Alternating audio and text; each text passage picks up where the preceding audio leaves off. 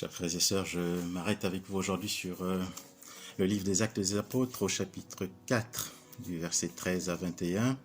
Ce texte qui m'a permis de goûter, en tout cas de partager la joie de ces nouveaux témoins que sont les disciples, les témoins de la bonne nouvelle du salut. Ces témoins que plus rien n'arrête aujourd'hui devant les autorités religieuses quand il s'agit de se conformer au Christ ou de se conformer au monde.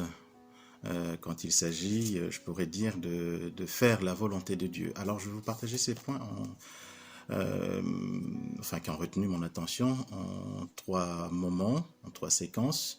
Le premier moment, c'est Pierre et Jean devant les autorités religieuses. Alors, on nous dit que il s'agissait d'hommes sans instruction et des gens quelconques, autrement dit des gens sans culture, donc des gens du peuple. Et pourtant, ils tiennent face à ces autorités.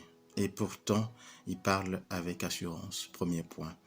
Le deuxième point qui, moi, me touche beaucoup, c'est qu'il est dit au début du texte que c'était des hommes qui étaient, on les reconnaissait parce qu'ils étaient avec Jésus. Ils étaient avec Jésus, ça c'est avant la mort et la résurrection de Jésus, donc ils sont restés confinés, ça on le sait bien dans ce livre des Actes des Apôtres, en tout cas pendant plusieurs semaines jusqu'à la Pentecôte, avant de proclamer haut et fort les merveilles du Seigneur, en tout cas avant d'opérer des guérisons aussi, grâce à la foi au nom de Jésus. Et pendant le temps du confinement, comme nous le vivons aussi, ils ont eu le loisir de méditer, de relire les paroles dites par Jésus, et sûrement qui se sont remémorés plusieurs faits et gestes. Et moi, je vous propose de revenir sur deux paroles, en tout cas qui me sont remontées à l'esprit, notamment en Matthieu 10, le verset 32. « Quiconque se déclarera pour moi devant les hommes, je me déclarerai moi aussi pour lui devant mon Père qui est aux cieux. » Quiconque se déclarera pour moi devant les hommes, je me déclarerai moi aussi pour lui devant mon Père qui est aux cieux. Autrement dit, c'est une promesse personnelle à saisir qui nous est faite par le Seigneur. Et puis,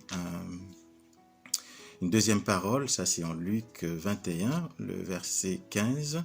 « Car moi je vous donnerai un langage et une sagesse que ne pourra contrarier ni contredire aucun de ceux qui seront contre vous. » Car moi, je vous donnerai un langage et une sagesse que ne pourra contrarier ni contredire aucun de ceux qui seront contre vous.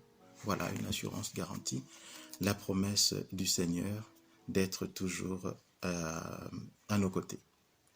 Et puis le troisième point, c'est cette audace qu'ils ont, cette liberté aussi qu'ils manifestent quand on veut les faire taire.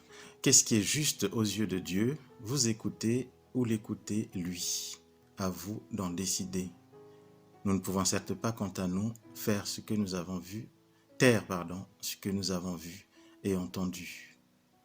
Voilà, plutôt obéir à Dieu qu'obéir aux hommes. Et ça, je crois qu'on ne peut en avoir la capacité de le dire que quand on a fait cette expérience-là avec le ressuscité, quand on a été dans son compagnonnage, on peut passer après au stade du témoin. Et la grâce que je demande, moi, aujourd'hui, en y pensant, c'est la grâce d'être saisi par cet amour du Seigneur, du Christ ressuscité, pour pouvoir vivre et tout faire avec discernement au nom de Jésus-Christ.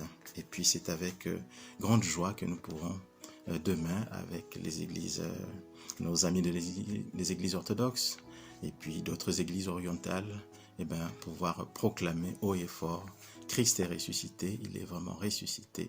Amen, alléluia.